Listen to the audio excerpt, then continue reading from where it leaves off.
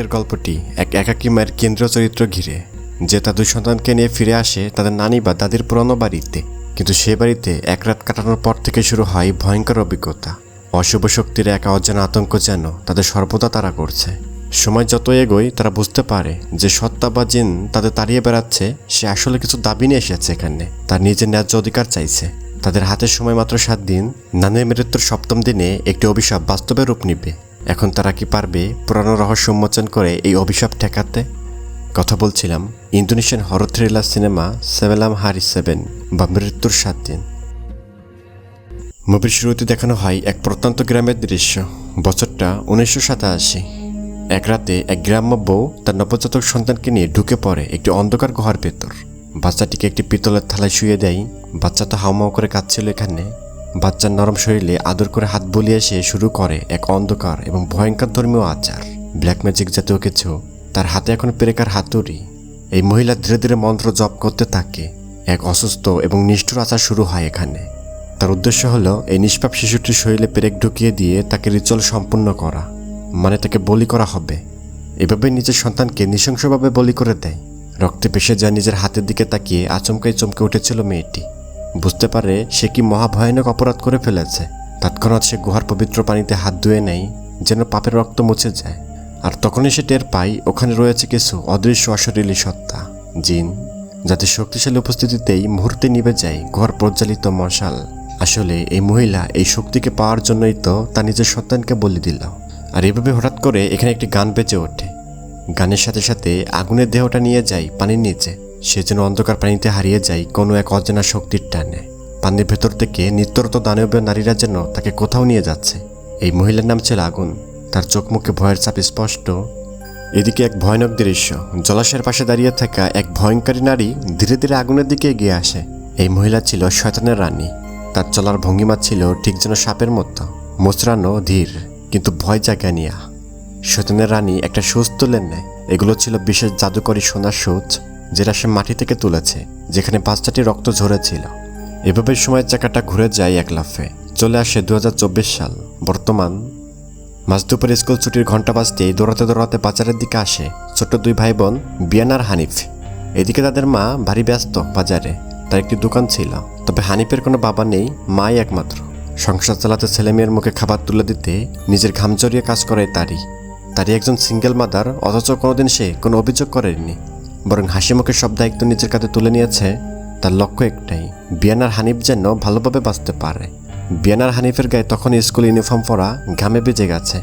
সেটা দেখে মা আদর করে বলে, যাও গিয়ে কাপড় বদলে ফেলল। আর ঠিক এখনই কাদের নামে একজন এসে সালাম দেয়। কাদের আসতেই বিয়ান আর হানিফ যেন খুশিতে লাফিয়ে ওঠে। ওরা খুবই ভালোবাসে তাকে। কাদের হলো হানিফদের মামা। কাদের এসে তার বোনের কাছ থেকে টাকা চায়। কাদের এখানে আসে তার বোনের কাছ থেকে টাকা নিতে। নিজের ভাইকে কিছু টাকা দিয়ে তাদের জানায়, দেখো ভাই, এর চেয়ে ভালো হবে একটা কাজ খোঁজো। এমন চলতে থাকলে কি করে হবে বলো। তবে কাদের শুধু আজকে টাকাই চাইতে আসেনি, বরং সঙ্গে এনেছে এক দুঃসংবাদ। তাদের গ্রামের বাড়ি থেকে খবর এসেছে মা খুবই অসুস্থ। তাদের মায়ের দেখাশোনা করে ইয়াতি নাম করে একজন মহিলা। ইয়াতি কাদেরকে অনুরোধ করেছে সেজন্য তারিখে বুঝিয়ে বাড়ি ফেরায়, কারণ মায়ের অবস্থা দিন দিন খারাপ হচ্ছে। কাদের স্পষ্ট জানিয়ে দেয় এবার মা সত্যই মৃত্যু সজ্জায়। তবে তবুও তারই কিন্তু বাড়ি ফিরে যেতে চায় না। তার অভিমান তাদের 2 ভাই বোনকে একদিন যেভাবে মা দূরে ঠেলে দিয়েছিল বাড়ি থেকে, মানে বের করে দিয়েছিল, তারই এটা এখনও বলতে পারেনি। তবুও কাদের বোঝাই, এখন তো মার আর কেউ নেই, শুধু আমরাই আছি। মা কষ্টে আছে, আর ওদিকে ইয়াতি একা সব সামলাচ্ছে। আমাদের অবশ্যই যাওয়া উচিত। তারই বলে তাকে এখন বাচ্চাদের খাবার তৈরি করতে হবে, এখন এ বিষয় নিয়ে কথা বলবো না। তারির চলে যা দেখে কাদের হঠাৎই চিৎকার করে বলে ওঠে, দেখিস না যেন তোর ছেলেমেয়ের একদিন তোকে এভাবেই অবহেলা করবে। এই কথাটা যেন তারির বুকের ভিতরে যে গেঁথে যায়। সে হঠাৎ ভাবতে শুরু করে, যদি তার ছেলেমেয়ের একদিন এমন করে মুখ ফিরিয়ে নেয়, যদি বার্ধক্যে সে একা হয়ে পড়ে। অনেক ভেবেচিন্তে অবশেষে তারই সিদ্ধান্ত নেয় সে ফিরবে গ্রামে, তার 2 ছেলেমেয়েকে সাথে নিবে। এইভাবেই রাতে তারা রওনা করে দেয়। গাড়িতে করে যাচ্ছিল তারি, কাদের আর 2 ছেলে মেয়ে বিয়ান আর হানিফ। গন্তব্য তো অনেক দূরে, পাহাড় ঘেরা এক গ্রাম্য পরিবেশ, যেখানে তাদের শৈশব কেটেছিল। রাত গভীর হতে থাকলেও তারা এখনও গন্তব্যে পৌঁছায়নি। এবার দেখা যায় কাদেরের ফোনে একটা মেসেজ এসেছে, ঋণ আদায়কারীর মেসেজ। তারা হুমকি দিচ্ছে যদি কাদের টাকা ফেরত না দেয় তবে নাকি কাদেরের ব্যক্তিগত কোনো অশ্লীল তথ্য ফাঁস করে দিবে। যাই হোক, ভোরের আলো ফুটতে না ফুটতে তারা এসে পৌঁছায় সেই পুরানো বাড়িটিতে, যেখানে তাদের মা একাকী থাকে। প্রকৃতির কোলে এক শান্ত পাহাড়ি গ্রাম। হানিফ তো হতবাক হয়ে গেল বিশাল এই বাড়িটা দেখে। মোবাইল দিয়ে তো ভিডিও করতে শুরু করে দেয়। তার মনে হচ্ছিল নিশ্চয়ই আমাদের দাদি খুবই ধনী ব্যক্তি, না হলে এত বড় দৃষ্টিনন্দন বাড়ি কীভাবে হলো তার। দ্বিতীয় তলা বারান্দা থেকে বেরিয়ে আসে ইয়াতি নাম করে এক মহিলা। এভাবেই তারা ঘরের ভেতর প্রবেশ করল। ঘরের মাঝখানে একটি শোকেসে রাখা আছে কিছু প্রাচীন ফসরা, আর পেছনে রয়েছে দাদির একটি দারুণ সৌন্দর্য ছবি। ছবিটা দেখে হানিফ ও বিয়ান দুজনেই তো মুগ্ধ হয়ে চেঁচিয়ে উঠল। হানিফ তো ভাবতেই পারছে না তার দাদি এতটা সুন্দরী ছিল এক সময়। সম্ভবত ছবিটা তখনকার, যখন তিনি তরুণী ছিলেন। ইয়াতি বলে, আপনাদের মা কিন্তু সত্যই ভীষণ চিন্তায় আছে। তার শারীরিক অবস্থার কোনো উন্নতি হচ্ছে না, বরং দিন দিন তা খারাপই হচ্ছে। এই সকল কথা বলার ভেতরেই হঠাৎ করে যেন একটি ঘণ্টার শব্দ এলো। চারিদিকে নীরবতা ছড়িয়ে দিল। ইয়াতি বুঝতে পারল তারি এবং কাদেরের মার আবারও খিঁচুনি শুরু হয়েছে। ভয় আতঙ্কে কেঁপে উঠছিল সবাই। দেখা যায় ইয়াতি দৌড়ে গিয়ে এক পুরানো ক্যাসেট চালিয়ে দেয়, যাতে জাপানিজ গামেলানের সুর বাজতে থাকে। কারণ ওই সুর শুনলেই তার নাকি শান্তি লাগে খানিকটা। অবিশ্বাস্য হলেও তারির মায়ের আসল নাম আগুন। সে ছিল একজন সিন্ডেন জাপানিজ গায়িকা, যে কিনা গুহায় শোষক বাজানোর জাদুকরী রীতিনীতি করেছিল বা ব্ল্যাক ম্যাজিকের সাথে জড়িয়ে পড়েছিল। তার বর্তমান বয়স 70-এর কাছাকাছি হলেও আগুনের চেহারা কিন্তু তাজা এবং তরুণ দেখাচ্ছে। এটাই কিন্তু সবচেয়ে বড় অদ্ভুত। কাদের মায়ের কানে কানে ফিসফিস করে বলে সে তারিকার 2 নাতিকে নিয়ে বাসায় ফিরেছে। সেই কথা শুনে আগুনের চোখ দিয়ে অস্ত্র ধরতে শুরু করে, কিন্তু কথা তো বলতে পারে না।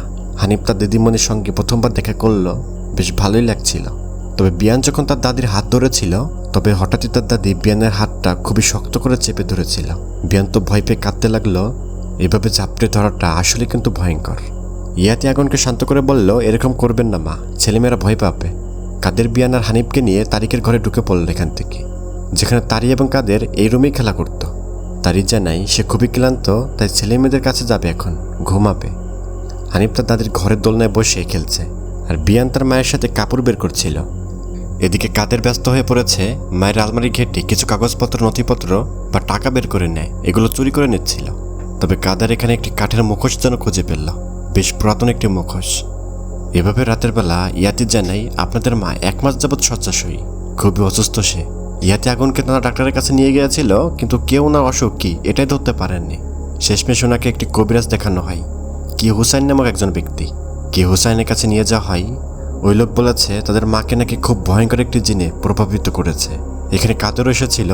কথার মাঝে কাদেরও বললে আবারও সে হুসাইনকে আমাদের বাড়িতে ডেকে আনেন, মার চিকিৎসা সেই ভালো করতে পারবে। কিন্তু তারই একদমই রাজি ছিল না এই কথায়। সে তো বিশ্বাসই করে না মায়ের অসুখের সঙ্গে কোনো ভূত বা প্রেতের সম্পর্কিত। তারই বিশ্বাস করে তার মা এমন একটা বিরল রোগে ভুগছে যা ডাক্তাররা চিনতেই পারছে না। এখানে তারই বলে তারা 3 দিন থাকবে বাড়িতে, তারপর সে আবার শহরে ফিরে যাবে বাচ্চাদের সঙ্গে। পরের দিন হানিফ তার পছন্দের অ্যাম্বুলেন্স খেলনাটা হারিয়ে ফেলেছিল, একটি বাস। হানিফ তো এটা খুঁজতে থাকে। তবে বিয়ান হঠাৎই তার দাদির ঘর থেকে সাইরেনের আওয়াজ শুনতে পায়। ওই গাড়িটার ভেতর থেকে যে আওয়াজ হয় সেই আওয়াজে শুনেছিল বিয়ান তো তাদের ঘরে ঢুকে দেখে অ্যাম্বুলেন্স খেলনাটি সেখানে আছে, মানে খাটের নিচে। ওখান থেকে শব্দ হচ্ছিল। বিয়ান তো ধীরে ধীরে খেলনা টানার জন্য খাটের নিচে চলে যায়।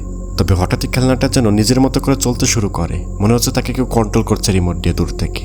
গাড়িটাকে ধরতে বিয়ান তো খাটের মাঝখান পর্যন্ত চলে যায়। তবে খাটের উপরে দাদি আগুন অদ্ভুতভাবে কাঁপতে শুরু করলো, ছটপট করছিল। বিয়ান ভয়ে খাটের নিচ থেকে দ্রুত বেরিয়ে আসবে। তবে অবাক করা ব্যাপার, দাদির কাঁপানো শরীর বিয়ানের উপর এসে পড়ে। বিয়ান তো চিৎকার করে তার মাকে ডাকে। কাদের রাত তাড়িয়ে এসে বিয়ানকে টেনে বের করে। ইয়াতি এসে তো গামেলানের সুর চালিয়ে দাদিকে শান্ত করার চেষ্টা করলো, যাতে তার খিঁচুনি বন্ধ হয়। কাদের ইয়াতিকে বলল, খুব দ্রুতই কি হুসাইনকে বাড়িতে ডাকো।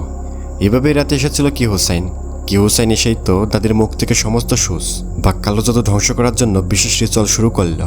দেখা যায় তারি এবং কাদেরের সাহায্য নিয়ে কি হুসাইন তাদের মায়ের শরীর থেকে একে একে সুস বের করতে শুরু করলো। এগুলো সোনার সুস, যেগুলো অভিশপ্ত এবং জাদুময়ী। এখানে কাদেরকে বলা হয়েছিল এই কালারফুলটাই ছুরির আঘাত করবে যখন আমি বলবো। দেখা যায় প্রত্যেকবার যখন আগুনের শরীর থেকে ওই সূচক বা সুস বের করতে লাগলো, তখন কাদেরকে ওই কালারফুলে ছুরির আঘাত করতে বলা হয়। এই সুইগুলো ছিল সোনার সুস, মুখের 7 জায়গায় গোজানো ছিল এগুলা। আগুন চিৎকার করে কাতরাচ্ছিল, এমন আওয়াজ বাড়ির বাইরে পর্যন্ত বাজছিল, যেটা একদমই যন্ত্রণাদায়ক ছিল। এভাবে সব সুচগুলো বের হওয়ার সঙ্গে সঙ্গেই আগুন হঠাৎ করে মারা গেল। দেখে যাই এক বিভৎস চেহারা, সে তো একদমই বৃদ্ধা।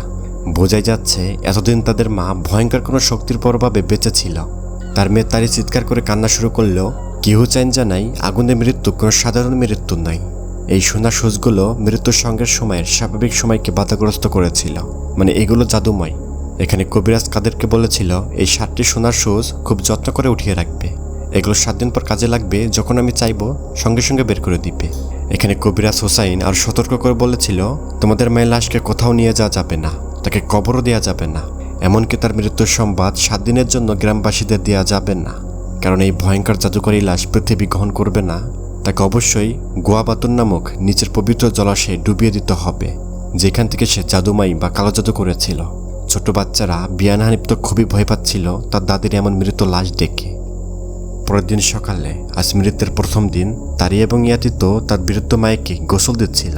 তারি তার মায়ের মৃত্যুতে কান্না করছিল, যদিও তার মনে গভীর একটা আঘাত আছে। তবে তারি আর ইয়াতি হঠাৎ চমকে উঠেছিল এখানে। তার শুনতে পেল আগুনে মৃতদেহের ভেতর থেকে যেন শব্দ আসছে। সেজন্য বলছে তোমরা তাড়াতাড়ি এখান থেকে চলে যাও, মানে তারিকে বলছিল এখান থেকে চলে যেতে।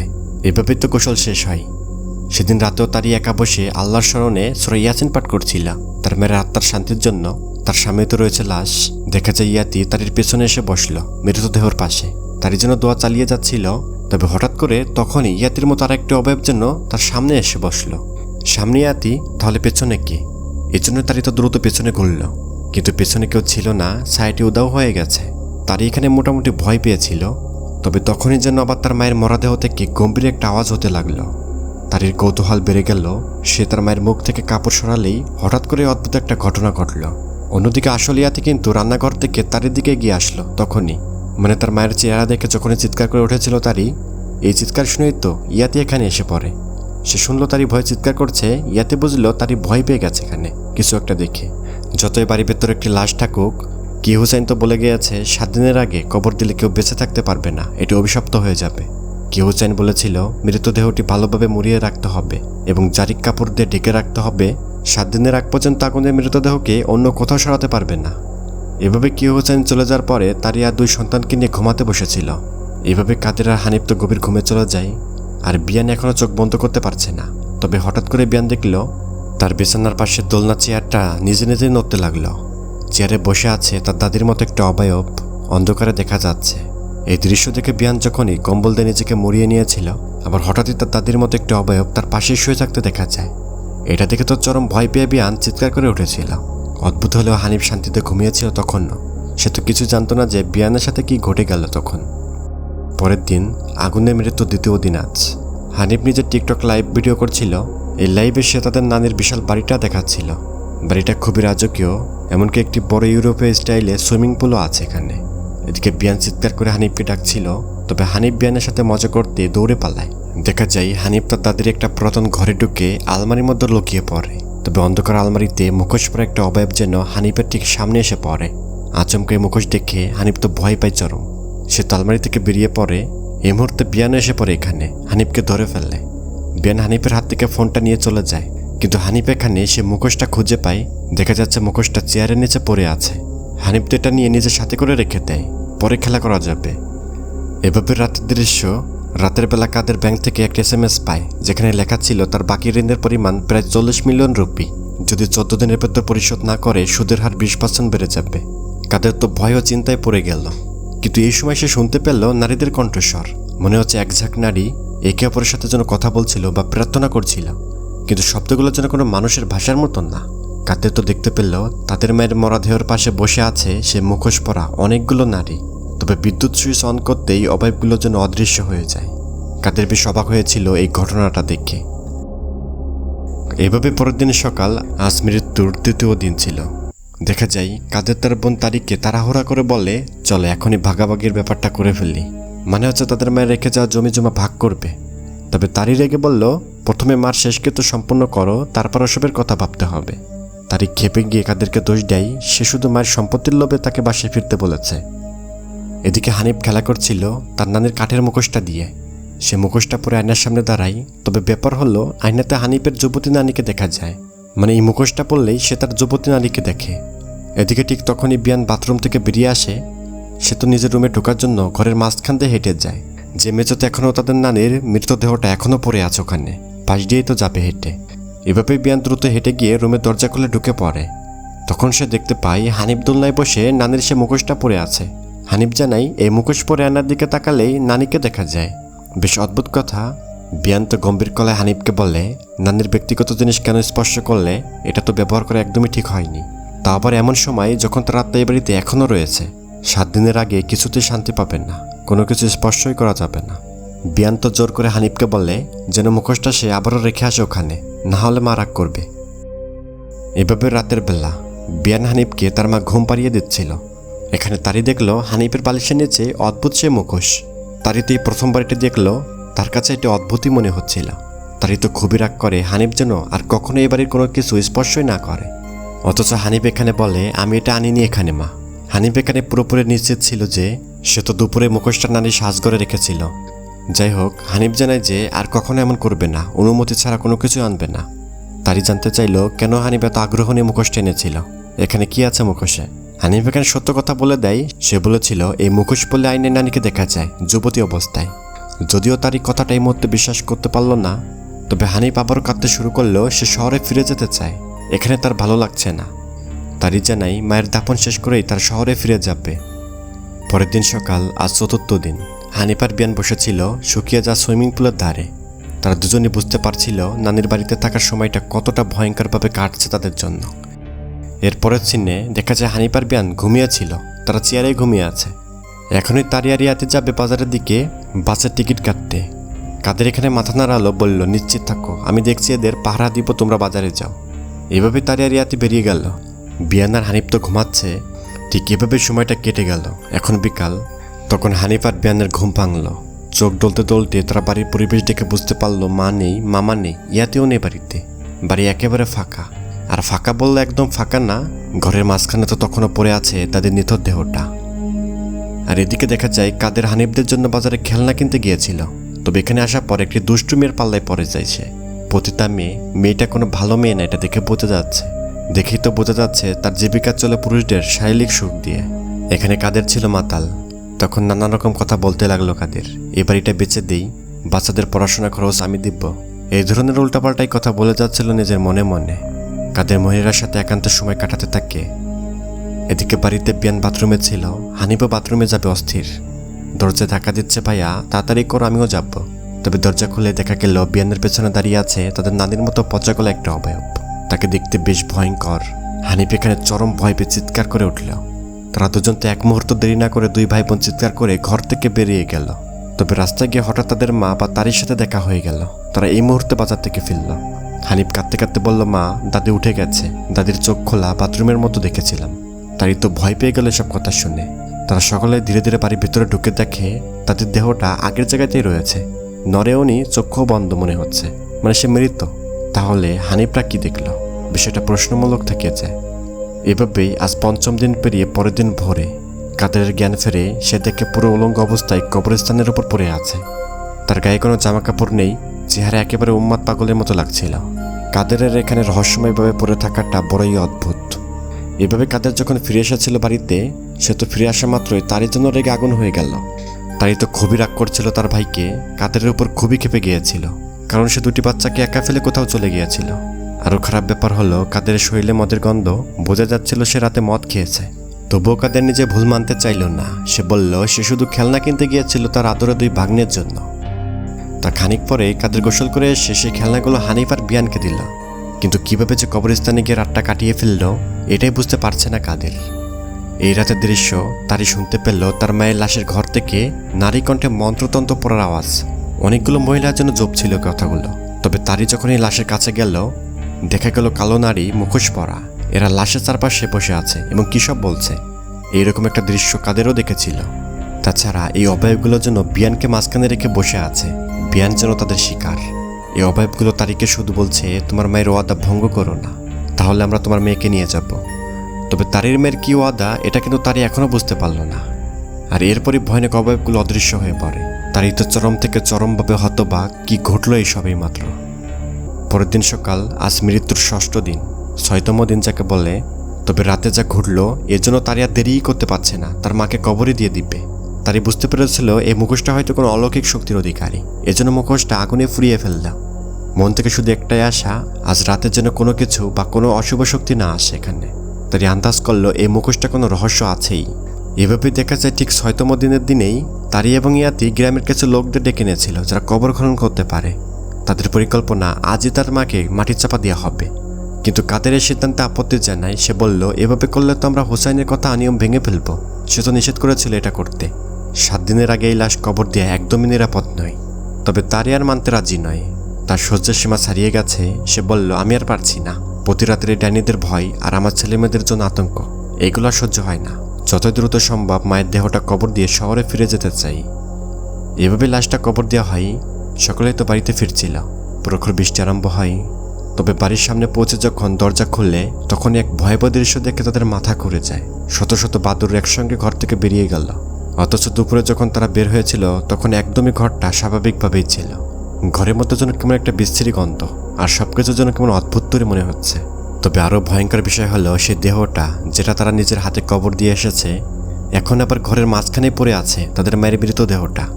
যেন কেউ বা কোনো শক্তি দেহটাকে আবার কবর থেকে উঠিয়ে এনে এখানেই রেখে দিয়েছে তাদের চোখের সামনে। তারই তার ভাই কাদেরকে বলে, বিয়ান আর হানিফকে নিয়ে আজ ইয়াতির বাড়িতে থাকবো। এখানে আসা সম্ভব নয়, এই বাড়িতে থাকা। তারা যাচ্ছিল, তবে রাস্তার পাশে দাঁড়িয়ে থাকতে দেখা যায় হানিফের নানিকে। তারা চরম ভয় পেয়ে আবারও ঘরের মধ্যেই ফিরে আসে, কারণ ভাইটা নিরাপদ নয়। সবাই তো ঘুমাচ্ছিল কোনো মতে। তবে হঠাৎ কাদেরের ঠিক চোখের সামনে তার মায়ের লাশ, কাদামাটি পচা গলা লাশ। চরম আতঙ্কে কাদের পালাচ্ছে। কিন্তু কাদেরকে ধরে ফেলে সে অবয়বটা, যেটা আমরা মুভির শুরুতে গুহার মতো দেখেছিলাম। নারী অবয়বটা কাদেরকে ছিটকে ফেলে দেয় বাড়ির বাইরে। তবে এত কিছু ঘরের মধ্যে ঘটে গেল, তারি, হানিফ, বিয়ান এরা কিছুই কিন্তু বুঝতে পারেননি। পরের দিন সকাল, আজ 7ম দিন। তারি, হানিফ, বিয়ান সবাই দেখলো কাদের পড়ে আছে সুইমিং পুলের মধ্যে। তারি ভেবেছে কাদের গত রাতে হয়তো আবারও মদ পান করেছে, সে হয়তো মাতাল। তবে কাদের কিন্তু নিজ হতভম্ব, এই অবস্থায় তার ঘুম ভাঙলো কেন, কিভাবে এখানে এলো সে কিছুই মনে করতে পারছে না। ঠিক তখনই কি হোসেন এখানে এসে উপস্থিত হয়। সে জানায় সময় হয়ে গেছে, আজই তাদের মায়ের মৃতদেহটিকে নিয়ে যেতে হবে গুহার ভেতরে, যেখানে রয়েছে এক গভীর রহস্য। কাদেরকে বলা হয় সেই সুচগুলো নিয়ে আসো আলমারি থেকে। কাদের তো সেই সোনার সুচগুলো সাথে করে নিয়ে যাচ্ছে। কাদের লাশটা নিয়ে যাচ্ছে হাতে করে। তারা গুহার ভেতরে গিয়ে কাফনের কাপড়টা খুলে ফেলল। কে হোসেন বিশেষ মন্ত্র পড়তে লাগলো, তার কবিরাজে মন্ত্রতন্ত্র, যাতে করে আগুনের আত্মা আবার সেই অশুভ শক্তির কাছে ফিরে যায়। ব্ল্যাক ম্যাজিক কেটে যায়, যাকে সে চিরকাল উপাসনা করত, ব্ল্যাক ম্যাজিকের জিন। কি হোসেন তখন কাদেরের কাছে জারুকেমাস নামের এক ধরনের পানীয় চাইলেন, যা কাফনের কাপড়ের উপর ঢেলে দিতে হবে। যদিও পানিটা এনেছিল কবিরাজ, কাদেরের কাছে রেখেছিল। এভাবে হুসেন মন্ত্র পড়ছিল আর কাদের লাশটাকে গুহার পানিতে চুবিয়ে দিচ্ছিল। এভাবে লাশটিকে পানির নিচে ডুবিয়ে দেওয়া হয়। রিচুয়াল কাজ শেষ হওয়ার পর তারা সবার আশা ছিল এবার হয়তো শয়তানের উপদ্রব থেকে রেহাই পাবে এই পরিবার। দেখানো হয় রাতের দৃশ্য। এই রাতে মুষলধারে বৃষ্টি নামবে, চারপাশে যেন একটা হিমেল শীতলতা নেমে আসে।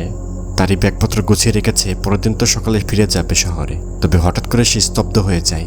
ব্যাগ খুলে দেখে মায়ের কাঠের মুখোশটা সেখানে পড়ে আছে, মানে ব্যাগের ভিতর। হানিফ আগেও বলেছিল এই মুখোশটা পরে থাকলে নাকি সে তার মৃত নানিকে দেখতে পায় যুবতী অবস্থায়। এই কথাটাই মনে পড়ে যায় তারির। কৌতূহলবশত সে আয়নার সামনে গিয়ে মুখোশটা পরে বসে। তবে অবিশ্বাস্যভাবে আয়নার ভেতরে সে দেখতে পায় মায়ের ছায়া। একদম সত্যি, যেন টাইম ট্রাভেল করতে পারছিল তারি। সে ফিরে যায় অতীতে। সে দেখে তার মা আগুন এবং তার প্রথম সন্তান কোলে করে বসে আছে। সংসারে ছিল চরম দারিদ্র্য। শিশুর জন্য দুধও কেনার সামর্থ্য ছিল না তাদের। এক মুঠো চাল ডালও কেনার সামর্থ্য ছিল না, এমন একটা অবস্থা। আর এই অসহায় পরিস্থিতিতেই আগুন চলে গিয়েছিল গুহার ভিতরে। সে অভিশপ্ত পেশো জ্ঞান করতে বা ব্ল্যাক ম্যাজিক। আর সহজ কথায় বলতে গেলে শয়তানকে নিজের বাচ্চা বলে দিয়ে ব্ল্যাক ম্যাজিক করবে। আর এভাবেই তারির মা তার প্রথম সন্তানকে উৎসর্গ করে দিয়েছিল শয়তানের কাছে, যাতে ভবিষ্যতে অর্থ বা স্বাচ্ছন্দ্য জীবন আসে তার জীবনে। নবজাতক বাচ্চাটিকে বলি করা হয়, যেটা আমরা মুভির শুরুতে দেখেছিলাম। আগুন হয়ে ওঠে গ্রাম জুড়ে বিখ্যাত এবং সিনদিন বা নৃত্য গায়িকা। সে হয়ে ওঠে চরম সুন্দরী এবং সকলের আকর্ষণ। তার অনুষ্ঠান মানে ভিড় উপচে পড়া। অর্থের বিনিময়ে তার নাচ দেখতে আসতো গ্রামবাসীরা। সেই খ্যাতির জোয়ারে ভাসতে ভাসতেই সে কিনে নেয় বিশাল জমি, গড়ে তোলে একটি প্রাসাদ। কিন্তু সে যেহেতু ব্ল্যাক ম্যাজিকের সাথে জড়িত, এই জন্য সে তারি এবং কাদেরকে ঘর থেকে বের করে দিয়েছিল। কঠোরভাবে নিষেধ করেছিল যেন তারি আর কাদের কখনোই ফেরত না আসে গ্রামে, কারণ তারিরা এখানে থাকলে তারও অভিশপ্ত হতে পারে। তারি তো মুখোশ পরে আয়নাতে সব দৃশ্য দেখছিল। তারির প্রচণ্ড কান্না করছিল এখানে। আর তার মা আগুন চোখে লজ্জা নিয়ে বলে, আমি জানি আমার ভুল ছিল, আমি অন্যায় করেছি, পাপ করেছি। আমার লোভ আর পাপের বোঝা তোমাদের ঘাড়ে তুলে দিয়েছি, আমি জানি, ক্ষমা করে দিও। অবশেষে মা নিজের মুখে স্বীকার করেছিল সেই কাদেরা তারিকে তাড়িয়ে দিয়েছিল ইচ্ছা করে। যাতে সে ভয়ানক অভিশাপ এবং সেই সময়কার সৌন্দর্য বাড়ানোর ব্ল্যাক ম্যাজিক বা মন্ত্র এসব যেন তারি এবং কাদেরকে ক্ষতি না করতে পারে, এজন্যই ঘর থেকে বের করে দিয়েছিল। আসলে তাদের মা চাননি তার করা কুফরি অভিশপ্ত ধনী হওয়ার পথ ভবিষ্যতের জন্য থেকে যাক তার বংশের জন্য। যদি থাকে তাহলে কাদের ও তারির বংশের ছেলেমেয়েরা বলি হয়ে যাবে। তারি তো মুখোশ পরে দেখছিল। তার মা হাত জোর করে তারিকে অনুরোধ করে বলল, এই পাপের চক্র এখানেই যেন শেষ হয়, যেন আর কেউ এই পথে না হাঁটে যেটা আমি হেঁটেছি। তারি এখানে জিজ্ঞেস করেছিল, তবে আমাকে কি করতে হবে, এই ব্ল্যাক ম্যাজিক বন্ধ কীভাবে করব? মা জানাই, আমার দেহকে যখন চুবিয়ে দেওয়া হলো ঘর ভেতর, কাদের তখন আমাকে নকল সোনার সুচ দিয়েছে। আসল সোনার সুচগুলো সে লুকিয়ে রেখেছে, সে চুরি করেছিল আলমারি থেকে। তাদের মা চায় সেটা আবার গুহার জলাশয়ে ফিরিয়ে দিতে। আর যে কাঠের মুখোশটা তারই এখন পড়ে আছে সেটাও ভেঙে ফেলতে হবে। আসল সোনার সুচগুলো ফেলে দিতে হবে, যেগুলো কবিরাজ তার মায়ের মুখ থেকে বের করেছিল। এবং মুখোশটা ভাঙার পর, মানে এক কথা এসব কাজ শেষ করার পর কাদের এবং তারিকে এই অভিশপ্ত গ্রাম থেকে চিরদিনের জন্য চলে যেতে হবে, আর কোনোদিন এখানে আসা যাবে না। তার সবকিছু 7 দিনের মধ্যে শেষ করতে হবে, মানে আজকেই করতে হবে, এক মুহূর্ত দেরি করা যাবে না। এভাবে দেখা যায় হঠাৎ তাদের মায়ের পেছনে এক ভয়ঙ্কর ছায়া দেখা দিল। জিনটা তার মাকে টেনে নিয়ে যায় কোথাও। এবার তারই তো রেগে মেগে চিৎকার করে তার ভাই কাদেরকে ডেকেছিল। সে জানতে পারল কাদের বিশ্বাসঘাতকতা করেছে, মায়ের সোনার সুচগুলো বদলে ফেলেছে, বা কবিরাজ যেগুলো তার কাছে রেখেছিল সেদিন লাশের সাথে নকল সুচগুলো ডুবিয়েছে। তারই খুবই রাগ করছিল এখানে কাদের বলতে লাগলো, আমি তো ভেবেছিলাম এটা বিক্রি করে ঋণ পরিশোধ করব। তারই আর সহ্য করতে পারলো না। তারই তো ব্যাগগুলো খুলে সে সুচগুলো খুঁজছিল। তবে এই সময় বাসার মধ্যে ঘটে গেল সবচেয়ে ভয়ঙ্কর একটি ঘটনা। হানিফার বিয়ানকে সেই অশুভ শক্তি বা অদ্ভুত ভয়ানক অশুভ নারীগুলোর জন্য তুলে নিয়ে যেতে চায়। হানিফার বিয়ান বেশি আছে ঘরের ছাদে। বেশ অদ্ভুত একটা দৃশ্য। তারই আর কাঁধে ছুটে গিয়ে বিয়ানকে ধরে ফেলতে পারলো, মানে বিয়ান আর হানিফকে যেন হাওয়ায় টেনে নিয়ে যাচ্ছে। কিন্তু আচমকা একটি বাতাসে হানিফকে যেন কোথাও উড়িয়ে নিয়ে যাওয়া হয়। কেউ জানে না কোথায় নিয়ে গেল হানিফকে। তারই তো কাঁদতে কাঁদতে বলল, কাদের তুই আর ইয়াতি হানিফকে খুঁজে বের করে এখনই। কাদের অনেকক্ষণ খোঁজার পরও হানিফকে কোথাও পাওয়া যায় না। অবশেষে কাদের তারিকে সাথে করে নিয়ে গুহার পানিতে গিয়েছিল এবং নিজের হাতে সোনার সুচগুলো ডুবিয়ে দেয়। এগুলো সেই সুচ যেগুলো কবিরাজ হুসাইন তাদের মেয়ের মুখ থেকে বের করেছিল, মনে আছে? তারই তো এখানে চিৎকার দিয়ে বলছিল, আমার ছেলে হানিফকে ফিরিয়ে দাও, আমি সুচগুলো পানিতে ফেলেছি, তোমাদের ফেরত দিয়েছি। এর মধ্যেই হঠাৎ একটি ভয়ঙ্কর শব্দ শুনতে পেল তারা, যা ছিল এক দানবের মতো কণ্ঠস্বর, নারী কণ্ঠ যদিও। সে বলছিল, আমরা কেবলমাত্র সেই প্রতিজ্ঞার হিসাব চাইছি যা তোমার মা আগুন নিজের হাতে দিয়েছিল। কাদের তখন বুঝতে পারলো এটা কতটা ভয়ঙ্কর। তাদের কথার মানে হলো তারা হানিফকে ফেরত দিবে না। যদি হানিফকে ফেরত দিতে হয় এর বদলে আর একটা জান দিতে হবে। কাদের এখানে বলল, এই প্রতিজ্ঞা পূরণ করার জন্য তো আমার নিজের প্রাণ দিতেও রাজি, আমি প্রস্তুত, শুধু হানিফকে ফেরত দাও। এভাবে দেখা যায় হঠাৎই হানিফ যেন পানির উপর ভেসে উঠেছিল। কাদের তো তাকে ধরে উপরে উঠালো। হানিফ তখন অচেতন অবস্থায় ছিল, কিন্তু কাদের নিজের শরীরকে পানির বাইরে আনতে পারছে না, কেমন যেন আটকে গেছে। এভাবে কাদেরকে যেন ধীরে ধীরে গুহার পানির ভেতরে ডুবিয়ে নিল। তখন সে অদ্ভুত নারী নর্তকী দল দৃশ্যমান হয়। মুখোশ পরা জিন চেহারা তারা কাদেরকে বলল, তোমার আত্মত্যাগ গ্রহণ করা হলো, প্রতিজ্ঞা পূরণ হলো। নারীগুলো তাদের কণ্ঠে জপতে লাগলো গম্ভীরভাবে, মানুষেরা নিজের প্রতিজ্ঞার প্রতি অবহেলা করে না। তবে তারই কিন্তু সে কাঠের মুখোশের কথা মনে পড়ল। তারই সঙ্গে সঙ্গে একটি পাথর নিয়ে মুখোশটি ভাঙতে শুরু করেছিল। মুখোশটির মধ্যে থাকা ভৌতিক চেহারাগুলো বা জিনগুলো যেন তাদের মুখও ফেটে যাচ্ছে। তারই যখনই মুখোশ আঘাত করলো, ওই জিনদের মুখও যেন ফেটে গেল এবং এই অবয়বগুলো যেন পুকুরের সঙ্গে মিলিয়ে গেল বা পানির মধ্যে। নারী অবয়বগুলো অদৃশ্য হয়ে যায় সকলেই, কিন্তু কাদেরকে পানির নিচে টেনে নিয়ে যায় তাকে আর ফেরত দেওয়া হয় না। কাদেরকে হয়তো আর কখনোই এই জগতে ফেরত দেওয়া হবেই না। তারই খুবই কান্নায় ভেঙে পড়েছিল তার ভাইয়ের জন্য। তার প্রিয় ভাই নিজেকে এভাবে বলি করে দিল, সে কখনো এটা আশাও করেনি। তো এইভাবে পরের দিন সকালে তার এই 2 সন্তানকে নিয়ে সে অভিশপ্ত বাড়ি থেকে বেরিয়ে যায়। এখনই চলে যাবে তারা। ইয়াতেও সেখান থেকে তারিদের সাথে শহরে চলে যাবে। সপ্তম রাতের আগে গ্রামের মানুষরা বিশ্বাস করে যে মৃতদেহর আত্মারা এখনও এই 2 জগতের মাঝামাঝি ঘুরে বেড়ায়, শান্তি খোঁজে, আর উক্ত পরিবারটি অদ্ভুত কিছু অনুভব করতে পারে। এটা জাপানিজদের বিশ্বাস। দেখানো হয় আগুনের মৃত্যুর 100 দিন পরে বাড়িটি ফাঁকা পড়ে থাকে, আর কেউ সেখানে থাকেন না। কিন্তু অদ্ভুত একটা ব্যাপার হলো আগুনের সাদৃশ্য অবয়ব জিন এখনও ঘুরে বেড়াচ্ছে বাড়িতে। আচ্ছা, এই গল্পের পটভূমিতে আছে ইন্দোনেশিয়ার জাভার সংস্কৃতি, যা আমাদের স্মরণ করিয়ে দেয় যে অতীতের পাপের প্রভাব কীভাবে আমাদের জীবনের ক্ষতিকর প্রভাব ফেলে। গল্পের শেষে আগুন কিন্তু তারিকে অনুরোধ করে বলেছিল তারা যেন ব্ল্যাক ম্যাজিকের পথ অনুসরণ না করে আর কখনোই। এখানে এক গভীর শিক্ষা আছে, প্রত্যেকের অধিকার আছে শান্তির পথে চলার এবং পুরানো নৈতিবাচক প্রথার দোষ থেকে মুক্ত হওয়ার। অর্থাৎ ভুল বিশ্বাস আর কুসংস্কারকে নতুন প্রজন্মের কাছে ছড়িয়ে দেওয়া একদমই ঠিক নয়। আর এভাবেই আমাদের দায়িত্ব হলো ভুল এবং মিথ্যার বীজ যেন ছড়িয়ে না দিই আমরা, কারণ এটা শুধু আমাদের জন্য ক্ষতিকর নয়, ভবিষ্যৎ প্রজন্মের উপরও প্রভাব ফেললে। সুতরাং ভুল পথ পরবর্তী প্রজন্মকে দেবার কোনোই অধিকার আমাদের নেই। তা কেমন লেগেছে ভিডিওটা জানিয়ে দিন কমেন্টে। চ্যানেলটা সাবস্ক্রাইব করতে পারেন, ভালো লাগলে বেশি করে শেয়ার করিয়েন। এখানে বিদায় নিচ্ছি, ভালো থাকবেন।